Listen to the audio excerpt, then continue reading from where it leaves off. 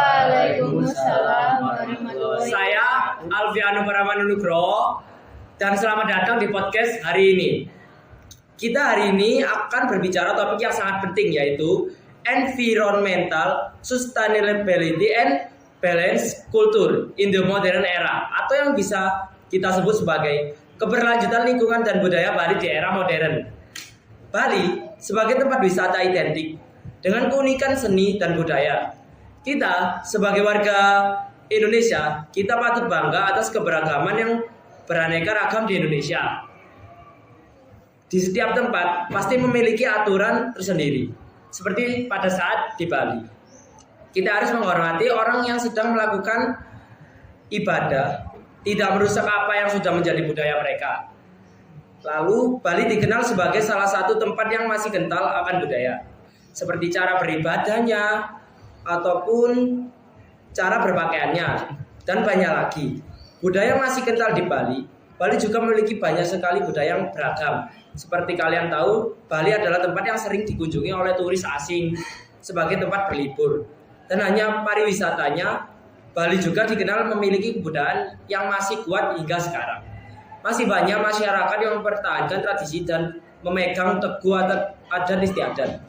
Kebudayaan yang dimaksud seperti dalam laman Kementerian Pendidikan dan Kebudayaan ialah tradisi lisan, manuskrip adat istiadat, permainan rakyat, olahraga tradisional, pengetahuan tradisional, teknologi tradisional, seni, bahasa, dan ritus. Bali memiliki budaya yang unik, namun tantangan dari globalisasi dan peristiwa pariwisata massal semakin besar. Bagaimana Bali yang dikenal dengan keindahan alam dan tradisi budaya menghadapi tantangan lingkungan di era globalisasi ini? Di sini sudah hadir 10 tamu spesial dari berbagai latar belakang. Mari kita mulai.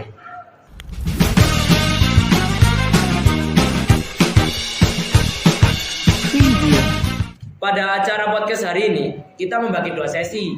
Pada sesi pertama, sudah hadir 5 tamu, yaitu saya Satrio Sigit-Saviro sebagai pemangku adat. Saya Arya Zaki Krisnawijaya sebagai tokoh agama. Saya Nidia Gasari Putri sebagai kulit 2. Saya Kenji Mahabayatolo sebagai Bilai 1. Saya Simasidi Hurufa sebagai tokoh pedagang. sebelumnya saya ingin berterima kasih kepada kalian semua karena ingin meluangkan waktu untuk hadir pada acara podcast hari ini. Baik, langsung saja kita mulai dengan pertanyaan pertama. Bagaimana kesan kalian mengenai budaya yang ada di Bali? Vero, sebagai pemangku adat, bagaimana pandangan Anda? Menurut saya kesan ini sangat positif ya. Bali dengan tradisinya itu menghormati alam sekali, dan kami percaya pada konsep Trihita Karana, di mana keseimbangan antara manusia dan alam dan Tuhan juga harus dijaga. Jadi di Bali itu semuanya seimbang. Luar biasa. What about Kenji and Helga? How do you feel about the culture in Bali? Okay, thank you, Pano. In my opinion, I was very impressed by the spirituality and harmony in Bali. Every day, I see local people who really respect nature and carry out religious rituals. It's very different from other places I've been. Yeah, and I was also impressed by the rich culture of Bali, and also the people there were kind and polite, and they upheld the value of tolerance. Wonderful. Bagaimana dengan Risma? Baik, saya sebagai pedagang juga bangga terhadap budaya dan adat istiadat yang ada di Bali. Salah satunya adalah pakaian adatnya, yang dimana pakaian adat Imam Bali sangat rapi dan sangatlah sopan. Wow, keren sekali ya. Now Helga, according to your view, what makes Bali different from other islands? Okay, in my opinion, Bali is very special because apart from its beautiful nature, its spiritual aura is very strong. There is something so magical there that makes people want to come back for more. Thank you Helga, thanks for the explanation. Pertanyaan berikutnya, kita akan bahas dampak pariwisata. Apa dampak banyak turis yang berkunjung ke Bali? Apakah ini menyebabkan budaya Bali sedikit memudar? Vero, sebagai pemangku adat, apa yang Anda lihat dalam hal ini? Menurut saya modernisasi yang berpengaruh di pariwisata Bali itu sangat berpengaruh ya. Namun kami sebagai pemangku adat untuk menjaga kelestarian di Bali ini, kami menjaga supaya bahwa agar seimbang budaya dan pariwisata di Bali ini jadi tidak jomplang sendiri. Baik, terima kasih Vero untuk penjelasannya. Kita lanjut. Now Kenji, what is the impact of the large number of tourists visiting Bali? Does this cause balance culture to fade a little? Okay, I think it's very impactful. There are lots of tourists from Europe, America, and so on who go to Bali so that their culture enters ours. However, I'm sure that Indonesian people, especially Balinese, are able to maintain their culture. Oke, thank you Kenji. Sekarang pertanyaan terakhir. Bagaimana pendapat kalian mengenai cara berpakaian turis asing yang masuk ke wilayah Bali? Apakah budaya asing akan terbawa masuk ke Indonesia? Arya, sebagai tokoh agama, Ya, terima kasih. bagaimana pandangan Anda? Ya, terima kasih. Bagi saya cara berpakaian adalah bentuk ekspresi dan apresiasi, terutama di tempat-tempat suci yang ada hubungannya dengan hal-hal spiritual seperti pura yang sangat menjunjung sikap kesopanan dan penghormatan yang selalu dijaga di sana. Tapi terkadang-kadang terdapat beberapa turis maupun orang yang dari luar Bali yang tidak begitu mengerti norma lokal. Dan itu sangat menjadi masalah bagi kami orang dan kami hanya bisa mengedukasi turis agar mereka menghormati norma-norma di sini. Wow. Ya. Dan saya sering melihat turis yang berpakaian kurang sopan di dekat tempat-tempat suci. Ini tentu kurang baik karena kita punya adat istiadat yang harus dijaga. Saya rasa perlu ada lebih banyak edukasi untuk para turis-turis tentang budaya Bali. Baik, terima kasih atas penjelasan dari Arya dan Risma. Now Kenji, what do you think about the why foreign tourists who enter Bali dress? Will foreign culture be brought into Indonesia? Okay, thank you, Pano. As a foreign tourist, I try to follow the rules in Bali. I think it is important for every tourist to respect the cultural norms of the place they visit. However, with globalization, there must be cultural exchange. The important thing is we must respect each other. Oke Kenji, thanks for the explanation dan terima kasih juga untuk para tamu yang sudah membagi pandangan mereka yang bermanfaat untuk para penonton. Sesi pertama acara podcast hari ini sudah berakhir dan akan dilanjutkan dengan sesi yang selanjutnya yaitu sesi kedua. Terima kasih.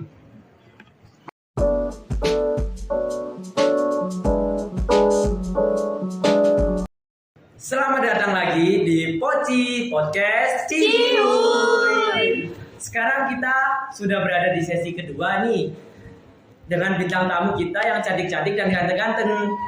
Oke, di sini sudah hadir 5 tamu lagi yaitu Perkenalkan, nama saya Tariza.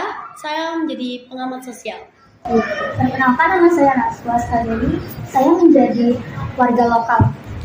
Perkenalkan, saya Ghazali menjadi warga lokal. Perkenalkan, nama saya Nani juga. Saya sebagai turbid. Saya Ureza Rafian sebagai pengawas sosial. langsung saja kita mulai ke pertanyaan yang pertama. Bagaimana kesan kalian mengenai budaya yang ada di Bali? Ghazali, masyarakat lokal, bagaimana pandangan Anda? Saya tuh sangat bangga sekali saya sangat bangga sebagai warga Bali karena budaya di Bali itu sangat banyak dan beragam. Meskipun banyak sekali tantangan yang harus dihadapi, tapi kita tetap berusaha untuk menjadi warga yang setia dan tetap mengikuti ajaran nenek moyang yang dulu. Oke, terima kasih Ghazali atas penjelasannya. Sekarang mari kita lanjut ke pertanyaan kedua. Menurut kalian, apa yang membuat Bali berbeda dari pulau lain? Tariza, sebagai pengamat sosial, bagaimana pendapat Anda? Bali sangat berbeda karena kemampuannya menjaga budaya di tengah modernisasi pada tahun kali ini. Banyak pulau lain yang memiliki banyak sekali budaya, tapi di Bali ada keterhubungan yang mendalam antara masyarakat dan spiritualitas. yang masih terasa sangat kuat meskipun ada banyak pengaruh dari luar. Saya setuju, Bali itu unik karena meskipun banyak turis, tradisi kami tetap hidup. Upacara keagamaan, tarian hingga seni ukir masih dilestarikan dan diajarkan kepada generasi muda. Terima kasih Tariza dan Najwa atas penjelasannya. Pertanyaan berikutnya, kita akan bahas dampak pariwisata. Apa dampak banyaknya turis yang berkunjung ke Bali? Apakah ini menyebabkan budaya Bali sedikit memudar? Kita, Anda sebagai tour guide, pasti sering melihat langsung di lapangan. Apa pendapat Anda? Tentunya banyaknya turis punya dampak besar. Di satu sisi, pariwisata adalah sumber penghasilan utama bagi banyak warga lokal. Tapi di sisi lain, budaya Bali kadang terancam oleh pengaruh dari luar. Beberapa tradisi mulai sedikit tersingkirkan karena adanya permintaan untuk akomodasi modern dan hiburan barat. Terima kasih. Bagaimana menurut Tariza? Kalau saya rasa ada upaya yang baik untuk menjaga budaya Bali. Tetapi jika tidak hati-hati, pariwisata massal bisa membuat budaya ini terpinggirkan. Masyarakat lokal harus tetap menjadi penentu dalam bagaimana Bali dikelola. Oke, terima kasih atas penjelasannya. Bagaimana? Sekarang pertanyaan terakhir. Bagaimana pendapat kalian mengenai cara berpakaian turis asing yang masuk ke wilayah Bali? Apakah budaya asing akan terbawa masuk ke Indonesia? Tariza, apa yang Anda lihat dalam hal ini? Pengaruh budaya asing tidak bisa kita hindari, apalagi dengan globalisasi. Namun, saya rasa Bali punya kekuatan untuk tetap mempertahankan identitas budaya selama ada edukasi yang baik bagi turis dan masyarakat lokal. Baik, terima kasih atas penjelasannya dari Tariza. Sebelum kita tutup, mari kita bahas satu aspek penting lainnya, yaitu perubahan sosial yang terjadi di Bali dibandingkan dengan pulau-pulau lain di Indonesia. Bali terkenal dengan pariwisatanya yang berkembang pesat, tapi perubahan sosial yang terjadi di sini tentu berbeda dari tempat lain. Fian, sebagai pengamat sosial, bagaimana Anda melihat perubahan sosial di Bali dibandingkan dengan pulau lain seperti Jawa ataupun pulau-pulau lainnya? Menarik sekali jika membandingkan Bali dengan Pulau Jawa. Perubahan sosial di Bali dengan pulau lain, Bali mengalami transformasi sosial yang sangat cepat karena pariwisata yang sangat masif. Namun yang unik di sini adalah bagaimana masyarakat Bali mampu menjaga identitas budaya mereka di tengah modernisasi. Di pulau lain seperti Jawa, modernisasi mungkin terasa dari segi urbanisasi dan industrialisasi. Salah satu contohnya, jika ada pohon di tengah jalan, Bali akan menggeser aspal, bukan menebang pohon. Tapi di Jawa lebih memilih menebang pohon daripada menggeser aspal tersebut. Sudah. Oke, terima kasih. Jika dibandingkan dengan pulau lain seperti Lombok yang mulai tumbuh pariwisatanya, apakah ada perbedaan yang signifikan dalam cara masyarakat menghadapi perubahan ini? Oke, menurut saya memang ada perbedaan yang cukup signifikan. Di Lombok, pariwisata memang mulai berkembang, tapi intensitasnya belum seperti di Bali. Lombok mungkin masih lebih tradisional dalam banyak hal, dan perubahan sosialnya terjadi lebih lambat. Sedangkan di Bali, modernisasi dan pariwisata sudah begitu menyatu dengan kehidupan sehari-hari, terutama di daerah yang ramai seperti Kuta dan Ubud. Perbedaan ini membuat Bali lebih terbuka terhadap perubahan, sehingga membawa tantangan untuk mempertahankan budaya. Baik, terima kasih banyak untuk semua tamu kita yang sudah berbagi pandangan mereka. Diskusi kita hari ini sangat menarik dan memberikan gambaran jelas tentang tantangan dan peluang dalam menjaga budaya Bali tetap lestari di era modern.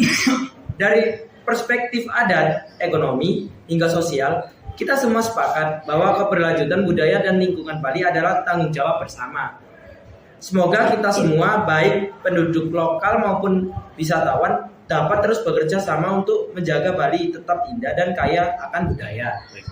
Mohon jika ada perkataan atau perlakuan yang kurang berkenan, terima kasih sudah mendengarkan podcast ini. Sampai jumpa. Rahayu.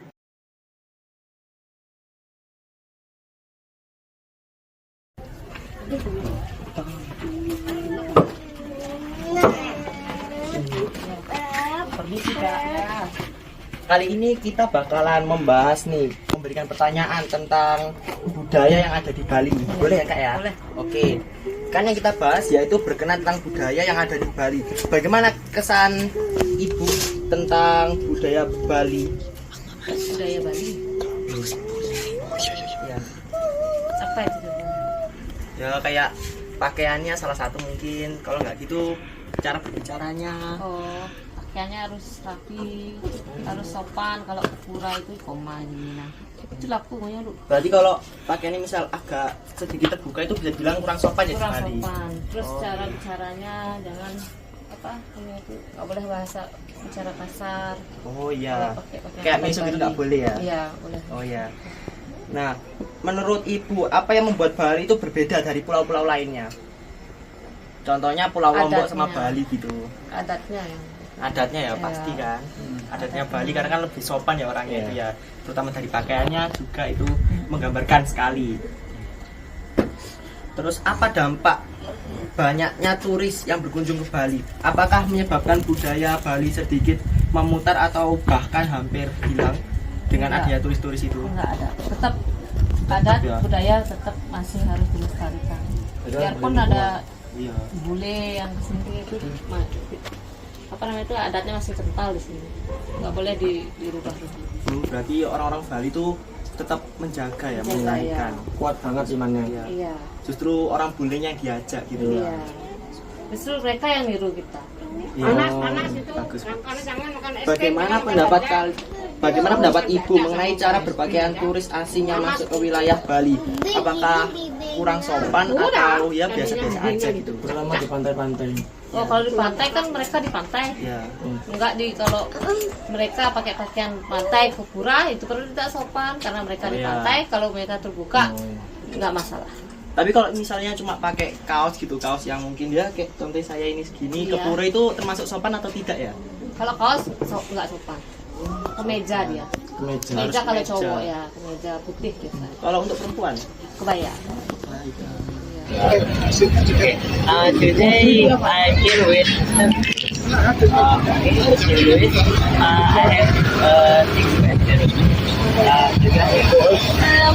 questions. Hi, it's a beautiful culture, very different to where I'm from, so very interesting. What makes it different? We're a lot more polite, a lot nicer. Have you ever been to an island other than Bali? And is there any difference between the island of Bali and the island that we have visited? We've been to the Gili Islands. It's a little bit quieter than Bali, but in terms of culture, very similar, very polite, very happy. Okay. What is the impact of the large number of tourists in Bali? Caused by this culture, which is a bit artificial of the trip. I think it's impacting, definitely. I think you're seeing a lot more English shops and bars, pubs, all that sort of stuff popping up. I'm hoping that you still have your culture and you still feel, such as like the temples and things like that.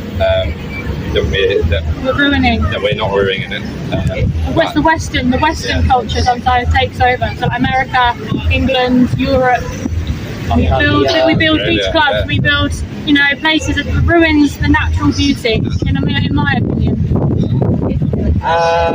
What do you think about the way foreign tourists enter Bali dress? Will foreign culture be brought in Indonesia? Yeah, I think you can already see that it is, in terms of all the, as I said, all the beach clubs and the shops, cafes and things like that, compared to the Warrens and the local places to eat. I think you can already see that there's a shift. Okay, that's all our interview today. Thank you, Mr. Thank you so much. No worries.